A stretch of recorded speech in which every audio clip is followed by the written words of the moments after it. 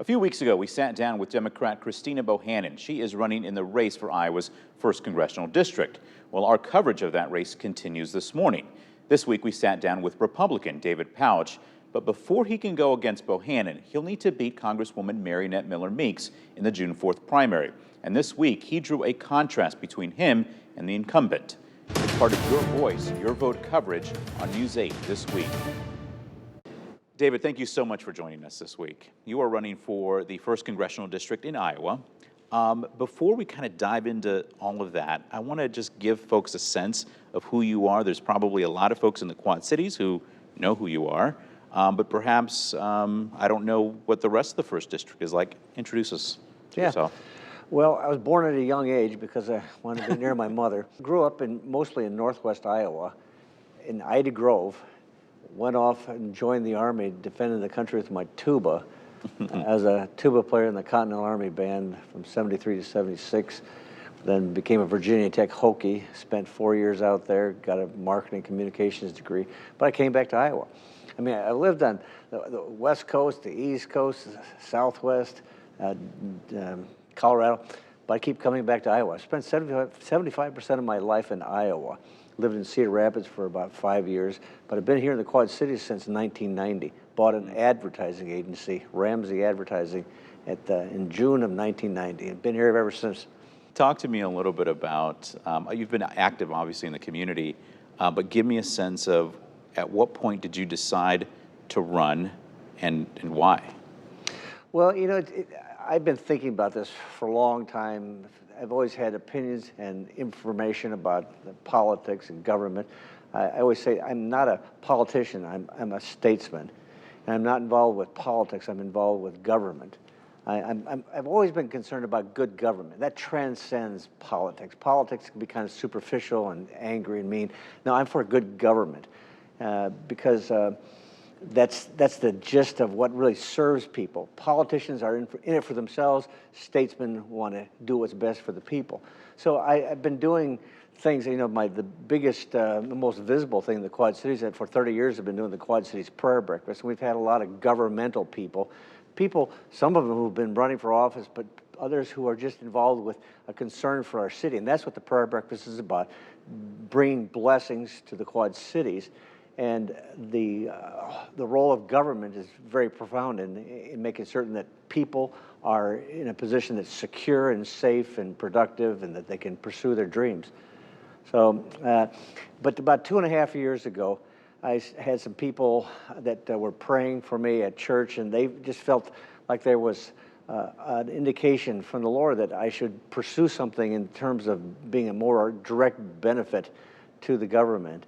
And I kind of just poo-pooed that in a way, but I've always kept that in the back of my mind. And what are you hearing from folks as to what's important to them, and is any of that surprising, or is that stuff you've heard for many years now? They're concerned about the direction of our country because it used to be a situation where the Democrats and the Republicans pretty much had the same goal, the same end game in mind. But now it's just so totally different. It's no longer the difference between left and right. It's the difference between good and evil, between American and un-American. It's just absolutely catastrophic what's going on in our country. It's like the Democrats. They're all in favor of an open border. It's an intentional open border. It's nothing that would just happen to us. They want it open. They want to be overrun, and we are being overrun. We got terrorist cells set up already. I mean, that's a pretty stunning introduction to the whole thing about why I'm running. But we are the Titanic. We've struck the iceberg. It's no longer the time for just rearranging deck chairs on the deck of the Titanic. We need to do something dramatic because we may not have a country if we continue in the direction it's going. Let's say you do get elected to Congress. Is that what's going to be driving your priorities, things that you just talked about?